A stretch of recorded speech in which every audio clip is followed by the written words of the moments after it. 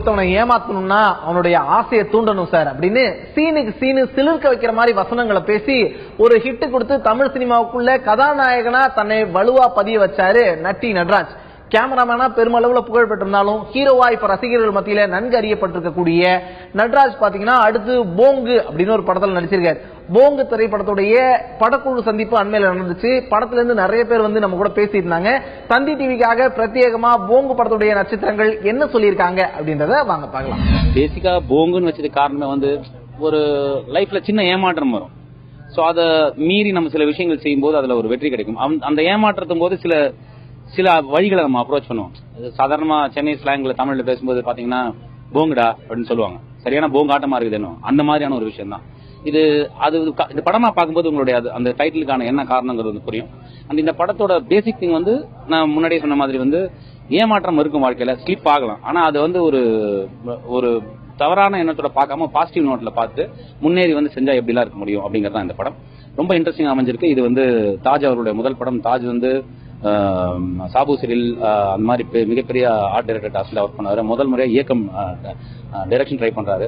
இதோடைய ஒளிப்பதிவு வந்து மகேஷ் முத்துசுவாமி, வந்து பி சி ஸ்ரீராமன் டாஸ்ல இருந்தவர். இந்த மியூசிக் ஸ்ரீகாந்த் தேவா, எடிட்டர் கோபி, தனிவருவன் படத்தோட எடிட்டர் தான். இந்த படத்தோட ஹீரோயின் வந்து ரூஹி சிங். அவங்க வந்து டைம்ஸ் ஆஃப் இந்தியால வந்து மிஸ் இந்தியா செலக்ட் ஆனவங்க. அந்த தமிழே தெரியாதவங்களுக்கு ஆனா ரொம்ப ரொம்ப அழகா அதை புரிஞ்சு அதை ப்ரொனவுன்ஸ் பண்ணிருக்காங்க. அந்த எஃபர்ட், அவங்களோட எஃபர்ட் இந்த படத்துல வந்து சில விஷயங்கள் இருக்கும், ரொம்ப இன்ட்ரெஸ்டிங்கா அமையும். அது இருக்கிறதுக்கு காரணமே வந்து இந்த மாதிரியான சப்போர்ட்டிவான டீம் அமைஞ்சிருக்கு. Excited and I'm really happy, that I'm first time acting in Tamil, and I've always loved the South industry, so I'm really looking forward to how it looks like on screen. Plus, the people here are really warm and welcoming.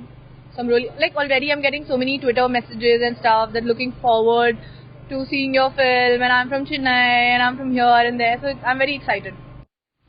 You've been a Bollywood actress, yeah. So how you find comfortable with this Tamil movies acting? Oh, I love it actually. It's fantastic. See, the whole idea, the whole cinema, the South industry is amazing. They're very respectful people, very very organized people, and very intelligently made films. So it was fantastic. I mean, and very honestly, there's no difference at all. Working in Bollywood, working in South is the same thing. நாங்க ஒரு டீமா ரொம்ப கலகலன்னு ஒரு ஜாலியா இருக்கும் இந்த படம். ஒரு 2.5 மணி நேரம் நீங்க உட்காந்தீங்கன்னா ரசிச்சு சிரிச்சுட்டு ஜாலியா போகலாம். போங்கு படம் பிரஸ் மீட் ரொம்ப பிரம்மாண்டமா நடந்துட்டு இருக்கு.